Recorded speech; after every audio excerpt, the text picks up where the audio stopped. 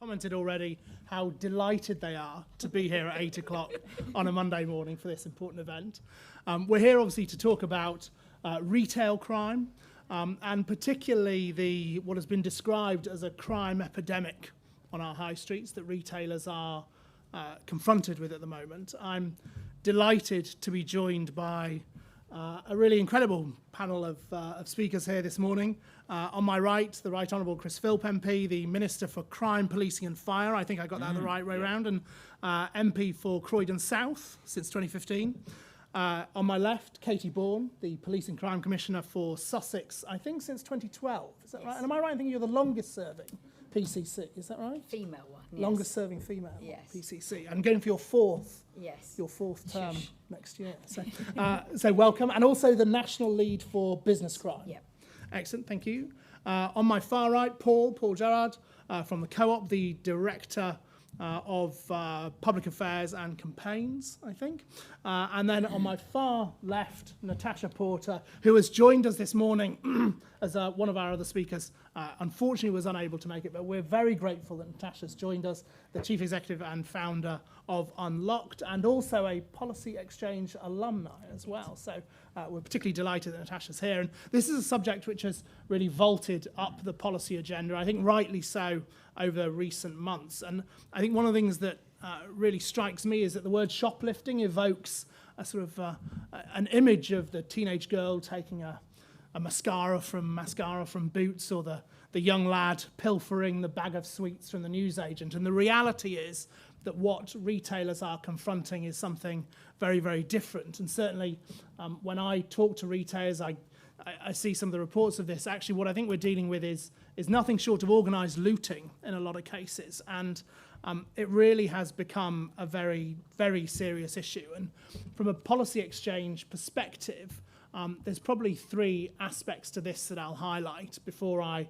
hand over to Chris first and then other guests as well. And the first point of this is that this is a crime type which is on the rise. So police recorded crime for shoplifting is up by 28% year on year. It costs retailers about £1 billion a year. So this is a substantial economic impact. The second point I would make is at the moment, not enough is being done. So the British Retail Consortium estimates about 8 million offences of shoplifting every year. Last year, 23,000 prosecutions. So the difference between prosecutorial action and offence is pretty substantial. And certainly from a policy exchange perspective, if we take this from a broken windows aspect, the more we create or allow a permissive environment for this sort of crime, the greater the risk of other, even more serious offences happening. And the third point I would make from a policy exchange perspective is that this is a regressive type of crime. Property crime is a regressive crime type.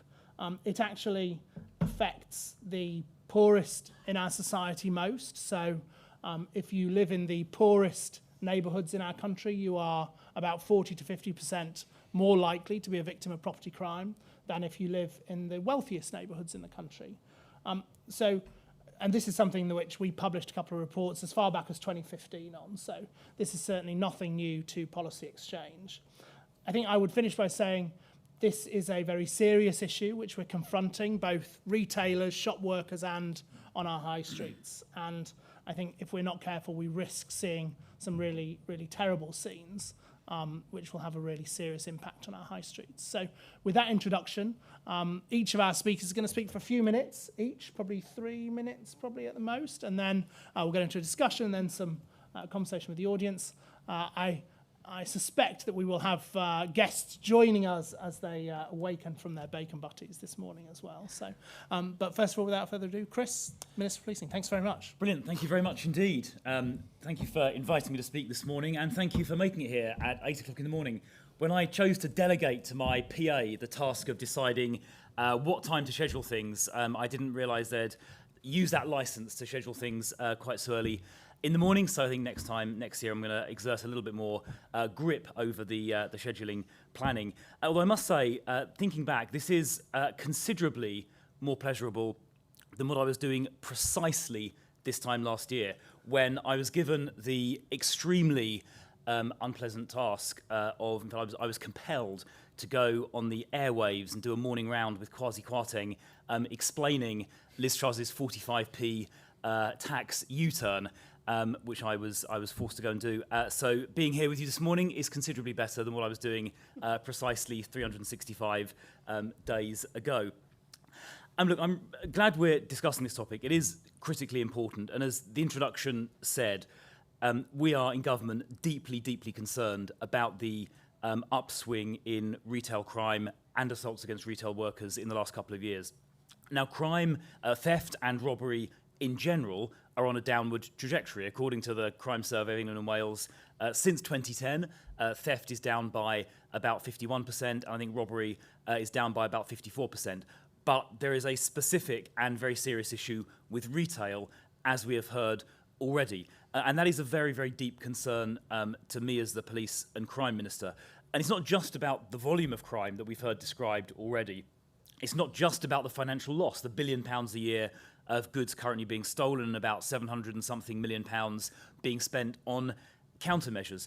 It's about the assaults on retail workers who are being physically abused by shoplifters, robbers on a daily basis. It's about the atmosphere of disorder which it tends to create.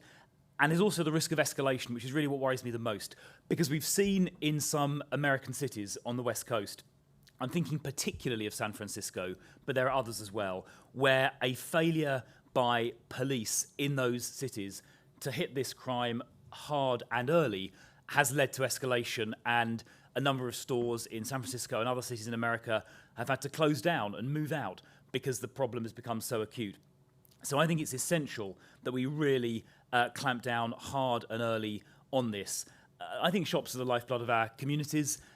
Shopkeepers serve the entire community. They provide a vital service. All of us have a local shopkeeper probably that we talk to, say good morning to every day. They're struggling to make ends meet. They're struggling to make their livelihoods if they're in the independent sector. And even large stores, don't always have fantastic economics these days. So I think it's vital for that reason as well that we do everything we can to protect them, particularly in light of the fact that some of this is essentially organised looting. It's not people just pilfering spontaneously. It is either prolific offenders who are stealing again and again and again, either in connection with a drug habit or because it's part of essentially a criminal enterprise to make money, or it is actually organised and quite violent gangs who do this on a significant scale. And I think Katie will probably be talking about that a bit later. So what are we going to do about this? That's the question. So if we set out the problem, we all know the problem, and Paul's probably going to talk a bit more about it as well from the co-op's point of view. But what are we going to do about it? And what I've tasked the police with doing, starting off at a meeting we had about 3 or 4 weeks ago, which you were at, weren't you, particularly with Amanda Blakeman, who's the Chief Constable of North Wales and is the NPCC National Lead for Business Crime, is I've asked for an urgent plan, which I want to receive in the next approximately 3 weeks, to essentially institute a new zero tolerance approach to retail crime. And what I mean by zero tolerance is that every time, not sometimes, not most times, but every time there is information that can be followed up to prosecute criminals, then it will be followed up and they will be prosecuted. That is particularly relevant in the context of CCTV footage. Almost every store has CCTV, and when shoplifting occurs, very often there are CCTV images of the perpetrator, including an image of their face. And we now have extremely sophisticated facial recognition technology which allows facial matching. We've got quite deep databases of custody image running into the millions. We can also search things like the passport database as well. It's on a separate IT system, but the passport database, for example, is searchable. And the algorithm which matches crime scene images against the facial database we hold, various databases, is so accurate that even where the image is blurred or fuzzy, even where the face is partially obscured, it's possible to get matches. And Mark Rowley, the Met Commissioner, showed me just a couple of weeks ago examples of crime scene images the Met had recovered. And looking at them, I would have thought it would have been impossible to get a match because they were so blurry or partially obscured. And yet they got matches against the database. And if they do that, always recover that CCTV footage, always run it through the facial recognition database, then I think we can catch a large number of criminals who are doing this. I also want us to see a different approach to attending the scene of retail crime, particularly where someone's been assaulted, particularly where the perpetrator has been detained by store staff. I think it's completely unacceptable to have situations where retail staff, like the security guard, have detained a shoplifter, and the police don't attend. They should always be attending urgently as an I call, meaning the highest grade of emergency response, where a perpetrator has been detained, or where there's evidence that requires physical collection. They should always be attending that as well. So I'd like to see those new standards on attending the scenes of retail crime. I'd also like to see patrol patterns, proactive patrol patterns reflecting areas where there is significant shoplifting going on to act as a deterrent.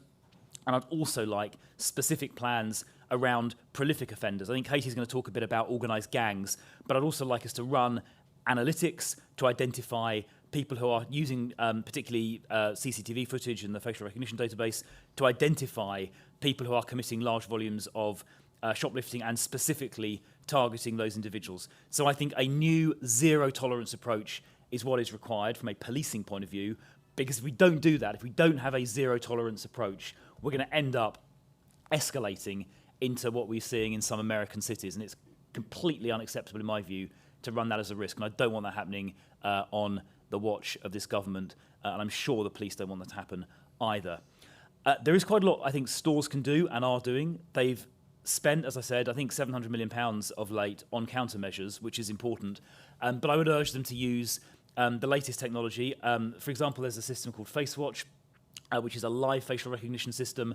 It's a private system, it's not a government or police system, but it has a database of known prolific shoplifters, and it triggers an alert when one of those known prolific shoplifters walks into a store, which enables an intervention. I think you're using this in some of your stores, and I'm interested to hear maybe some commentary on the effects you've found that having. So adopting those kind of technical solutions, I think is important. I would also just remind everyone that the wider public, including shop staff and security guards, do have the power of citizen's arrest, and where it's safe to do so, I would encourage that to be used, because if you do just let people walk in, take stuff and walk out without proper challenge, including potentially a physical challenge, then again it will just escalate. And while I want the faster and better police response, they can't be everywhere. The police can't be everywhere all at once the whole time. So I would ask stores to think about just stepping that up in some cases.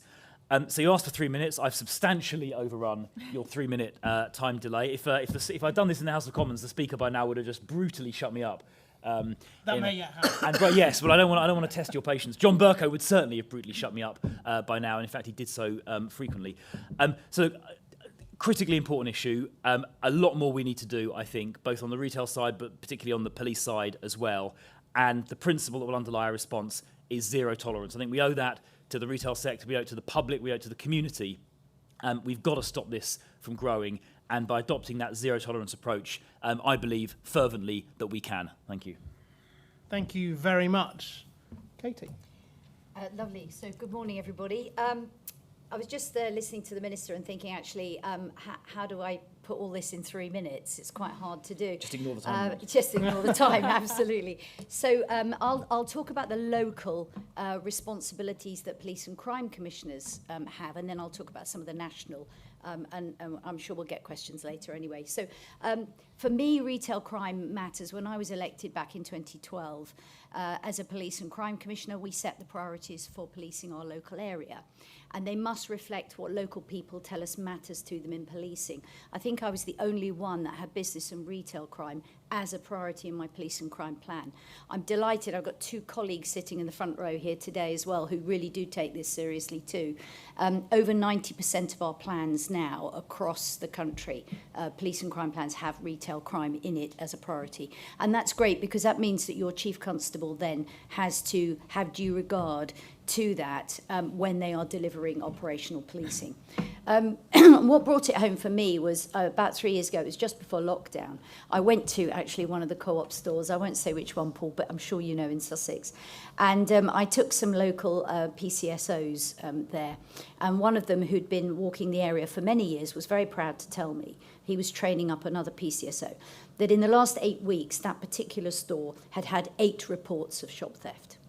8 in 8 weeks, one a week.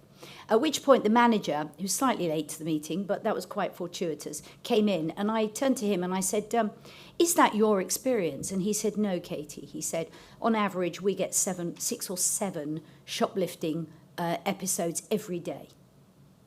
And I looked at the PCSO, who supposedly knew the area well. He doesn't work there anymore, by the way. And he had 8 in 8 weeks. And I worked it out quickly. It should have been 300 to 400 reports in 8 weeks in that one store. And for me, it really brought home the fact that actually, whilst people were saying the police don't bother, it was going nowhere near the police recording systems. The police weren't actually aware because it wasn't being reported. So I reached out to Co-op and said, actually, can we work with you? Because they were actually reporting probably about 12% of all the crimes that were happening in their stores. And I know from local experience that actually retailers are probably reporting less than 10% of the crime that's currently happening. And I said, look, how do I get you to make this more easy? And they said, well, we need a quicker time. It takes too long to report. So we've worked with the Co-op stores, and only 24 of their stores, they've got about 80 across the county in Sussex. And in those 24 stores, we've got reporting down from 30 minutes to 2. So literally at the touch of a button, they can make that report. Now, last year, just those 24 stores in my county accounted for nearly 20% of all our reported business crime in the entire year. So it really brings home to me the volume of crime that is happening out there that you and I see as members of the public every day is vast, but a lot of it is not going anywhere near the police. They're unaware of it. So we see it as members of the public, police don't see it, and therefore they don't respond. And we know if you can't measure it, you can't do anything about it. So it is really important locally, police and crime commissioners make that a priority in their plans, set up a local business partnership, invite the retailers in, the big retailers, the independent retailers as well, and work out some local solutions that really work for their area as well.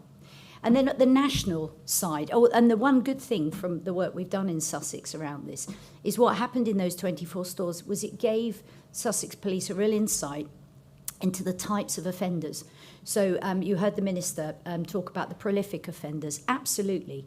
20% of the people causing 80% of the crime.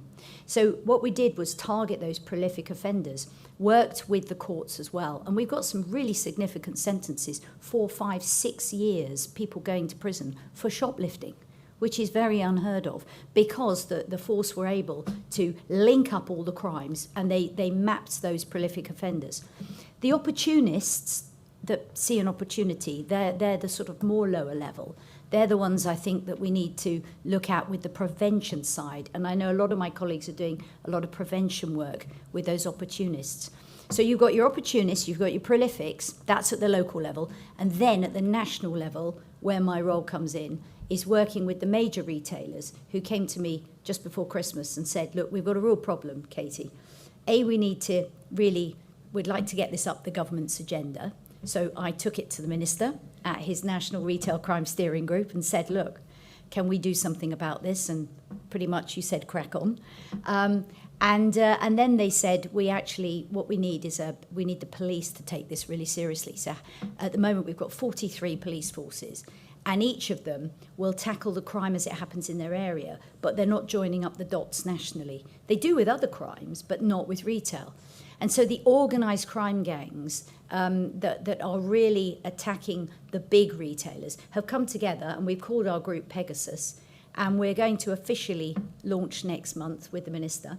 And those retailers have decided that they want to support policing for the next couple of years and set up a partnership with the police to get analysts, intelligence officers and so on into policing to really go for these organised crime gangs and map them. Because at the moment there is no overall view across the UK of how many organised crime gangs are operating across multiple retail areas. So this will be a real game changer for the police. They'll have a map of those gangs, and they can then target them and work with individual forces on how they're going to enforce and go after them. So that was really briefly. But it does matter, because it's where you and I live, in those local retailers. And just to finish with a very quick story, I went to see one. He's an independent retailer. Had shoplifting every day for the last month, and he was really at his wit's end. And I stood there in his shop thinking, wow, this is awful for him.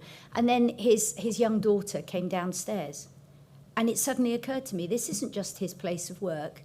This is where he lives. This is his home. He lived above the shop as well. And that's why retail crime matters. It's a gateway crime for many, but it matters because people live there as well, and we can't have them being abused, assaulted, and put under this sort of strain in their own homes. Katie, thanks very much. There's some really interesting points for us to pick up in the discussion there. Paul, I'm going to come to you next, and particularly the experience of your staff as well. I think that'd be really fascinating to hear about as well. Certainly, and thank you. So today in the Co-op, we've got 2,500 stores across the country. Today in the Co-op, there'll be 1,000 incidents of crime that we know about. Those incidents will range from, the majority of those will be the organised looting that the Minister described. It will be, for example, like my colleagues in a London store, that will see 3 masked men come in armed to jump the kiosk and steal all the spirits and vapes. It will be someone going into a store with a wheelie bin and taking out the entire meat section. These are not people who are stealing because they can't make ends meet. They are stealing to resell. Okay. What will accompany that will be abuse. 150 of my colleagues will report serious homophobic, misogynistic, racist abuse today. And what will also accompany that is violence. 4 or 5 of my colleagues will be attacked today. Many of those will be attacked with a weapon. We've had colleagues attacked with syringes. We've colleagues attacked with knives, with iron bars. I've had a colleague blinded with a medieval mace. That's the reality for colleagues today. The impact on my colleagues, you can imagine. Pick up on Katie's point, the impact on my colleagues' families is huge. You do not expect to send your 18-year-old daughter, I have a 20-year-old daughter, I wouldn't expect to send my 20-year-old daughter to work in a shop to serve beans and bacon to the local community and to come back having been subject to an armed robbery. And that's not once in a blue moon. That happens every day in Co-op stores. It happens every day in stores up and down the country. The impact of that on colleagues is significant. The impact on businesses is significant. I think colleagues are here from the Association of Convenience Stores, the ACS. Their latest crime survey, if I'm not mistaken, said that such is the level of investment and cost that is being made, investment being made by businesses and the costs of those businesses. It's equivalent to a 6p transaction tax. Every time you buy something, it's costing 6p because of the losses and because of the amount of money that's being spent. And of course, there will come a point, and the Minister picked up on this, where it will not make sense financially, commercially, or for colleague safety to carry on running shops in some communities. You only have to go to some of the toughest parts of our country, and you'll see in those tough parts empty shops. Boarded up shops invariably mean challenging communities. And many retailers are getting to the point where it makes no sense in terms of the duty of care they have to their colleagues, or in terms of being a successful commercial business to keep running some of those shops. Now, what I would say, be really clear about this, it is not the first it is the first responsibility of a business, not anybody else, a business, to keep its colleagues safe and keep its shops safe. Absolutely. Businesses have to do what they need to do that.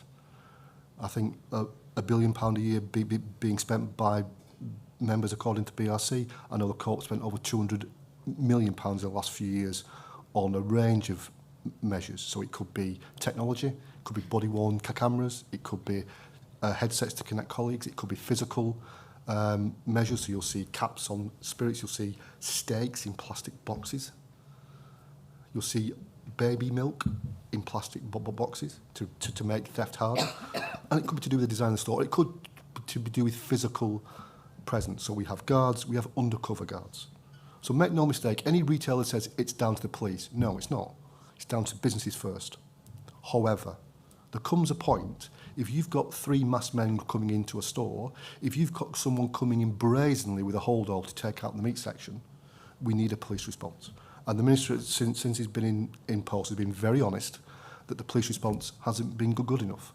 We did a freedom of information request earlier this year, and bear in mind my colleagues only report serious incidents to the police. The police did not respond nationally in 73% of cases. Let me bring that to life for you. My colleague, again, I'll use my colleague in London, rings up in the middle of an armed robbery, 3 men jump in the kiosk armed, rings 999 to be told, don't ring 999 for this, ring 101. An armed robbery where my colleague is stuck, one of my colleagues is stuck in the kiosk with these 3 individuals, is told to ring 101. Okay? That's where we are at the minute. And we deploy undercover guarding teams. These are specialist, highly trained individuals from our security contractor, ex-police, sometimes ex-forces. They will operate undercover in a store with a problem, and when something happens, they will effectively make a citizen's arrest. They will detain the individual. And what happens, in a citizen's arrest, you make the citizen's arrest, and you call the constabulary to come and finish the process and take them to station. In 80% of cases, the police did not attend even when we had the offender detained. I understand Katie's frustration about non-reporting, but if it's taking you, and Sussex is different, I'll come back to Sussex, if it's taking you 35 minutes to report a crime and you're not getting a response, honestly, I don't blame my colleagues, okay? My real frustration here, and the frustration of my colleagues, is actually, and I will do this deliberately to embarrass Katie, but also because it's true, is that some police forces have shown you can tackle this. This isn't insoluble. This isn't one of those things that, it's too difficult. No, it's not. If you do what Katie did in Sussex, and the model that Katie's done has been done in Essex and Nottinghamshire, what you see is police coming to retailers, coming together to identify hotspots, identify issues, work out a way to make reporting easier, but identify hotspots. Within the hotspots, identify prolific offenders and taking action. In the small number of forces that we work with, in the co-op alone, in the first 6 months of this year, 100 individuals have been convicted. They've got 30 years of custodial sentences, they've got 6 years of criminal behaviour orders, and they've got a series of rehab orders where appropriate. You can fix this. The police can fix this. Businesses can fix this if they work together. I was delighted with the meeting that the Minister had a few weeks ago. It was the first time that I think we've seen real energy and a real direction being given to police colleagues. The fix is working together. It's not for the police to fix, but it's also not for businesses to fix. It's for both to work together. But we do need the police to come. And what I've seen in the last few weeks, since that meeting, actually, Minister, is a number of police forces suddenly saying, you know what, yeah, let's have a conversation about this. Let's try and work out what we can do about this. I think the ACS again estimate that 63% of the offences that they see in their member stores are the same people. It's done by a small number of prolific offenders. What happened in those stores in Sussex, when Sussex Constabulary, thanks to Katie's leadership, took out, I think from memory, 14 offenders in 2 weeks, crime went through the floor. Not just those offenders were locked up, because everyone knew probably not an easy game now. This is what we've got to do. We've got to change the relationship between risk and reward. At the minute, the reward is all in the favour of the individual who can come in, steal everything, knowing that they can terrify colleagues not to intervene because the police won't turn up. If you can change that so that there's a real chance that they'll get caught, there's a real chance they'll get a custodial sentence, suddenly that risk-reward ratio changes. My colleagues feel safer. My last point, David, is 3 years ago, when we were all told to stay at home because there was a pandemic raging and we were all in danger, the shops that kept open were food stores. My colleagues, the colleagues from ACS members, went out and made sure those stores were open so we could go and get food and water. It was the only place that people could go. Those people were genuine heroes of a pandemic and put themselves at risk. They deserve a lot better from society and from the police than they are currently getting. Thank you, David. Paul, thanks very much. I think really brings it home the effect on your colleagues as well. It's really quite shocking to hear some of that. Natasha, moving on to sort of how do we prevent people sort of ending up in this place, or making the choices where they end up committing these crimes in the first place. Thanks, Dave. And I think incredibly powerful stories there, Paul, and just the idea of masked robbers coming in with a whole tool and you calling up the police and nothing happening. I think for any of us, we'd be terrified in that situation. I can't imagine anyone in this room, anyone in this panel is going to disagree that we need better policing. We need really clear deterrence for this.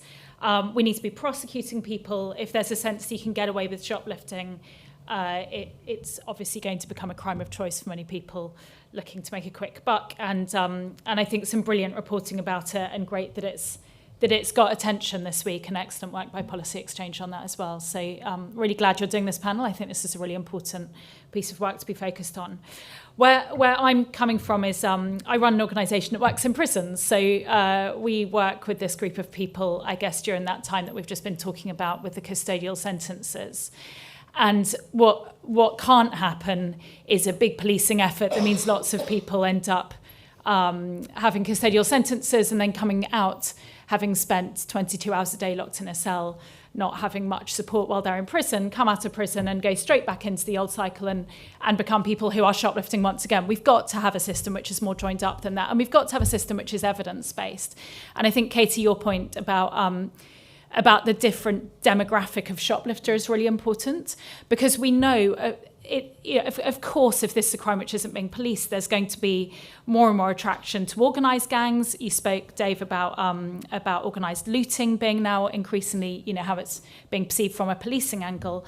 But we do still know that about a quarter of women in prison are there for theft, and many of those women are not prolific gangsters looking to make a buck wherever the easy buck is to be made. But many of those women are extremely vulnerable. Many of them have drug addictions. Many of them have young children at home. And at a time with massive cost of living increases, there might be drug dealers stealing formula baby milk to cut crack and heroin, as I know was reported this week. There are also going to be women who are stealing formula milk because, frankly, it's bloody expensive at the moment and they need to feed their baby. And I'm absolutely not saying the response of the police should be, a quick cuddle and referrals to the GP and hope you feel better soon. But we do have to start thinking about our justice system in a more joined up way, and we need a cross-government approach to this. So I want to talk a bit about short sentences in prison and sending people who have been convicted for shoplifting to prison on short sentences, particularly women, is likely to not solve the problem. And frankly, we need to not be spending a huge amount of money on our justice system if it's not going to work. And I want my society to be safer. I don't want people coming into the shop with whole tools, stealing everything off the shelves, but I also don't want shoplifting in my local store. I don't want to be paying 6 pence extra because shoplifting is allowed to happen. But what does that mean in terms of some of those vulnerable members of our community who are also, they do continue to be a large proportion of the shoplifters? So there's a few things, I think, and when we talk about short sentences for women, the majority of women sent to prison are still there on sentences which are less than 6 months. And if you have a very short sentence, what does that mean? If you go to prison as a woman for 6 weeks for shoplifting, say, well, it means you lose your children. So 117,000 children estimated go into care every year because their mothers go to prison. It's very expensive. 30% of women in prison grew up in care. There's a good chance if you've been in care, there's a much greater chance you'll end up in prison yourself. So we're creating a cycle. It also means you're likely to lose your home. It also means you're likely to lose your job. So what works in this space? And I think there's a few things that work for that group of vulnerable women. There's actually a new model which has just been launched by Edwina Grosvenor, great criminologist in this space, where setting up community housing where women can serve in community sentences with their children with them and get the support and help they need, as well as having the punishment of being, held somewhere. And that's definitely something I think the government needs to be looking at as a model to roll out. Secondly, drug wings. There's a drug wing at Pentonville Prison that opened a couple of years ago. In fact, some people from Unlock Graduates, my scheme, were part of opening it. Pentonville had 1 in 6 prisoners failing drug tests. On this wing, 2 out of 120 prisoners failed their drug test. And if you fail the drug test, you get chucked off the wing. People are getting clean there.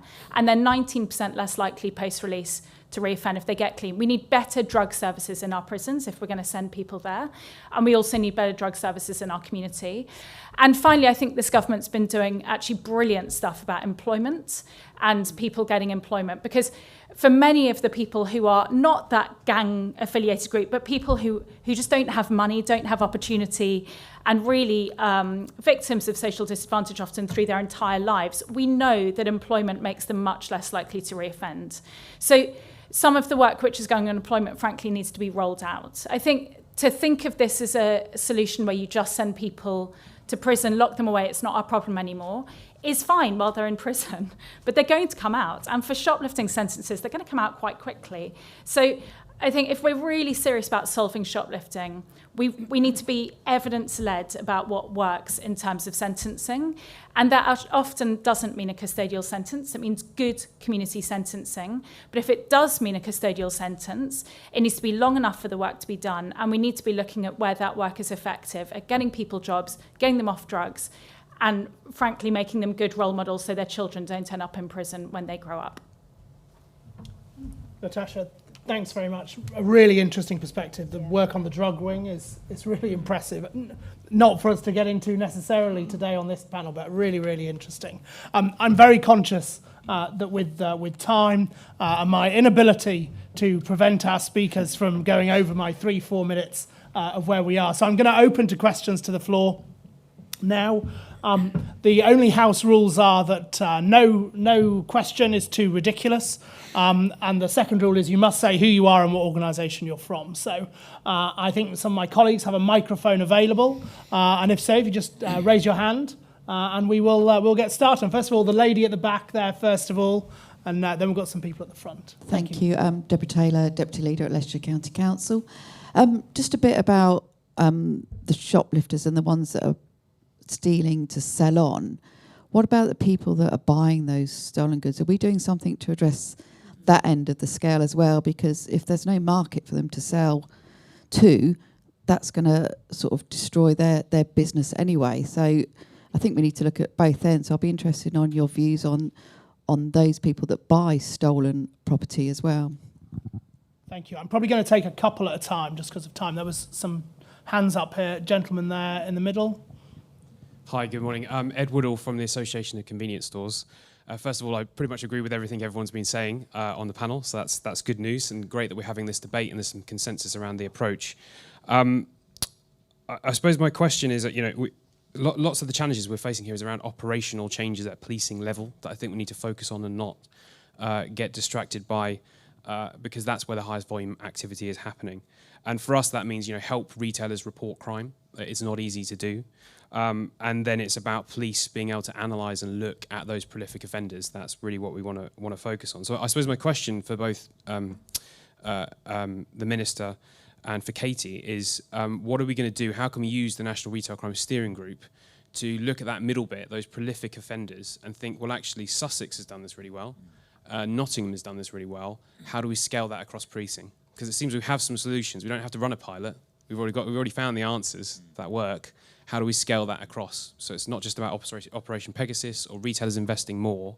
It's looking at what we've done already. How do we do that through the National Retail Crime Steering Group? Thanks. Thanks very much. I'll take one more, I think, down the front. Thank you.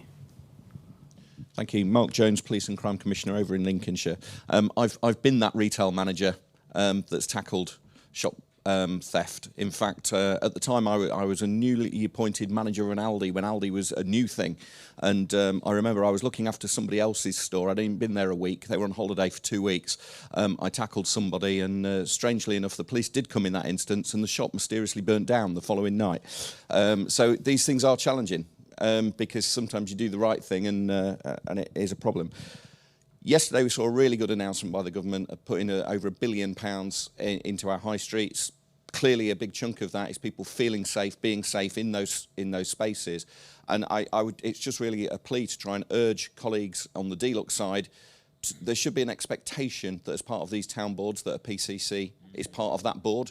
If you genuinely want to tackle crime and antisocial behaviour as part of that investment, we need to be at the table. We need to be there representing our communities. So anything you can do to help create that expectation would be gratefully received. And just to say, the use of criminal behaviour orders is really, really powerful when we're tackling this, and this is something that we're doing across our county, trying to get the force to change its control strategy about which crimes it considers to be the most important when it goes threat, risk and harm. Shoplifting just doesn't feature on that. It's been an uphill struggle. We're getting there. They're changing their ways, but it isn't a click your fingers and they jump to situation. Great. Mark, thanks very much. I'm going to go first of all to the Minister, both on the so the sort of handling stolen goods market was the first question, the National Retail Crime Stealing Group was the second, and then some of the points that Mark made, particularly around control strategy. Yeah, thank you. Look, I'll take them in reverse order. Thanks for your question, Mark, and thanks for the work you and Matthew and the other PCCs are doing. So, look, I think what I'll do is I'll contact both Lee Rowley and Michael Gove after this meeting with the point you made. I think it's critical PCCs are involved in how this £1 billion gets spent to make sure it is used in a way that reduces crime. You've, of course, got the Safer Streets money that we announced, £1 million per force. That brings the total to 163 million so far. So you can spend that. That's entirely in your power. But £1 billion is a lot more than 163 million. So I will contact Lee and Michael on the back of your comment directly after this meeting.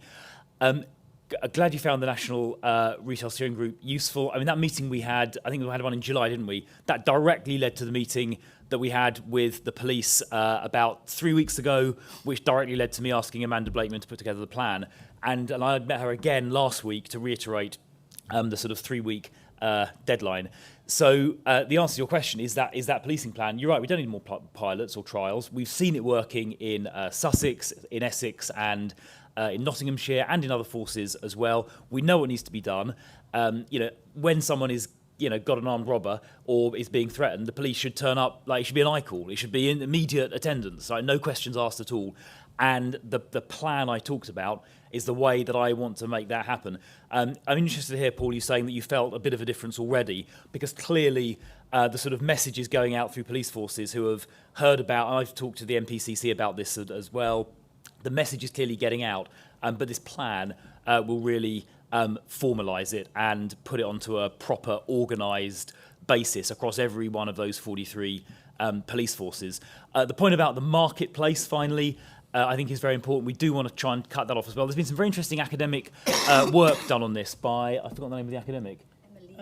Emily, that's right. Yeah, Emily Taylor, that's right. On how we can go about disrupting the market for selling these goods. So we're going to do some work on taking that forward. I think things like Amazon Marketplace and Facebook Marketplace are quite important. And I think I'm right in saying that the Facebook Marketplace doesn't require, for example, verification by sellers, which makes it easier for criminals to use. And I know that my colleagues have been raising that with, I think it was with Nick Clegg, just recently. So that is one of the pieces of the jigsaw. Brilliant, thank you. Katie, do you want to pick up some of those points as well? Yeah, sure. I think Minister answered the one about the stolen goods. Great. Going back to Ed's question around, how can you scale this across policing?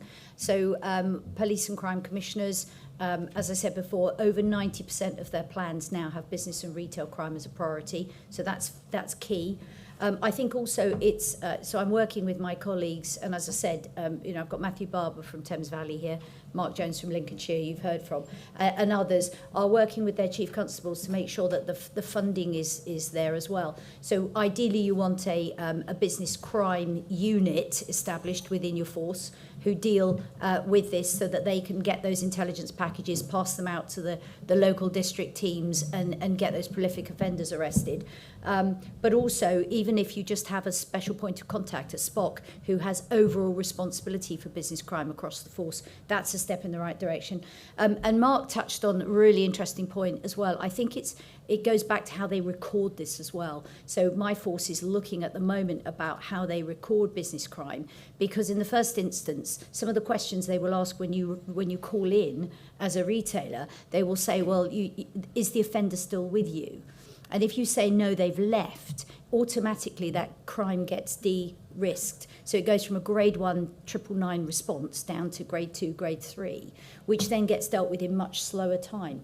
What it fails to understand is that offender will often come back. And invariably they might come back in the same day, but they'll definitely come back the next day and the day after. And it doesn't take that risk into account. So I think it's getting your local force to really look at this in a different way. And did you just refer to the National Retail Crime Steering Group as the National Retail Crime Stealing Group? If I did, it was not intentional. But let's quickly move on to other questions in the audience. So we've got one there, and then a lady at the back. So we'll go in the middle here, and then the lady at the back. Yes, your name, organisation, and your question. Thank you. Fiona Cuthbertson. I do public affairs for BIRA. I was just wondering if any thought had been given about standardising reporting across police forces. Sorry, for standardising? Standardising reporting. So obviously you've got issues where even though there's going to be this collaboration, if one police force records things differently, then it's going to... Great, thank you very much. And then there was a lady at the back as well. Hi, thanks. Pavan Dhaliwal from Revolving Doors. So I wanted to ask about the role of pre-arrest diversions. So I know that the co-op partner in the West Midlands on a really great pre-arrest diversion, because we need to talk about root causes. There's one thing thinking about operational policing, but it's about what is driving these crimes. And Natasha made the point about short sentences. We are an outlier in that we imprison people for petty crimes. Nobody else in Europe does it, and the reoffending rates are horrendous. So in terms of thinking about that partnership between police, co-op, retailers, businesses, about ensuring that people are diverted into services where that is part of the root cause. I wonder whether that's something that the co-op would be thinking of scaling up. Got it. Okay, thanks very much. Katie, I'll come to you on standardised reporting first, if I can. I thought your point earlier on about getting the reporting from 30 minutes to 2, just making these things easier seems so important. But so if we start with standardised reporting, and then we'll come on to the pre-arrest diversion stuff. So at the national level, Pegasus, where the national retailers are coming together with policing, that's the whole idea of this. So at the moment, retailers will gather the data themselves individually within their own sort of areas. And they're not necessarily sharing that data with each other for a start, or in a way that the police can consume. So they're going to be working through OPAL, which is the operational policing arm that Chief Constable Blakeman runs, to actually work out how they can standardise this, so that when they do share that intelligence with police, the police can actually consume that data in a way that they can then make it actionable, if that makes sense. So that work is happening at the national level, and I think that will, I'm sure, will drive some different responses, hopefully at the local level too. Got it. Thanks very much. And Paul, if I come to you, and we literally have a minute, otherwise we're going to get rugby tackled off the stage. Perhaps a minute from you, and Natasha, if you have anything on the pre-arrest piece as well. So just very quickly on that. I think that point about root cause is so important. I think Natasha made the point really, really powerfully. I'm the chair of the Employment Advisory Boards at H&P Risley, and which is just down the road. And what you see there is that if people don't have that opportunity to change when they come out, then they're going to be in trouble. I think the offender to rehab programme in the West Midlands that PC Stewart 2 Good run. If any PCC wants to see how to do it, go and see Stewart in the West Mids. I will leave you with this one story. A lady that I met called Caroline had had an addiction problem for 20 years. Had been in and out of prison for 20 years, had probably stolen somewhere in the order of £3 million worth of product in order to feed her habit. Had never been given rehab. Stuart managed to get her rehab. She has not offended in 4 years. She's been clean for 4 years, and she's now a mentor for people who are coming off. If we want to tackle this, absolutely I want the police to turn up. Absolutely I want my colleagues to be protected. But I want them to be protected in the long term by investing in those things to stop root cause and help people get off it. And what Natasha did described in the drugs wing, absolutely. That's the kind of things. And the co-op has funded it. We fund a thing called the Peer Action Collective, which is £5 million a year for young people. Retailers are up for that. Businesses are up for that. We already did do that. But we need to do it in a coherent, focused way that is looking at what is behind some of this behaviour and giving people the chance to change. If they don't, that's a separate thing. But let's give them the bloody chance. And I think the whole point is that whole system needs to be doing Absolutely. this. So business, police and crime commissioners funding this sort of work. Natasha, I'm sorry, if you've got 30 seconds, Yeah, I'll be sure. then I mean, that would be great. I think reforming prisons, reforming the other end of this actually makes our society safer. And if we're interested in a safer society, and I think we all are, we've got to have that as part of it. This isn't about opportunists. This isn't about organised criminals. And of course, they are part of the picture. I think just very quickly on short sentences, actually, I have seen them work in Denmark, of all places, where they have 12-week sentences for children. But they're very deliberate. 12 weeks, what can you learn to do? You can learn to read and write, actually, in that time. You can get fit, you can get healthier. But they're very deliberate about what the problem is and whether that's solvable, and a very structured approach. And if we do have short sentences, frankly, we shouldn't be sending parents on them because they lose too much, people with jobs, people with housing. But if a small group, it is right for them, we just need to be very deliberate and do it well. And I think at the heart of all of this is let's do it with the evidence, let's do it well, and let's actually reduce crime rather than locking people away and making it worse, because prison, I've heard described as the Davos of the criminal world, and that isn't what we want our prisons to be like. I think we'd all agree. Well, thank you very much to all of you for joining us this morning. Thank you to my guests, to the Right Honourable Chris Philp, Minister for Policing, Katie Bourne, Police Crime Commissioner for Sussex, Natasha Porter from Unlocked, and Paul Gerard from the Co-op, who have kindly been working with us on this. This is a vitally important issue which really matters to policy exchange. It's really great that we've seen this move up the policy agenda much more in recent works. I fully support no more need for pilots. Goodness me, we've had enough of them. This is about making a real difference, and I think that the discussion shows that that is possible. So thank you all very much, and have another good day at conference. Thanks very much.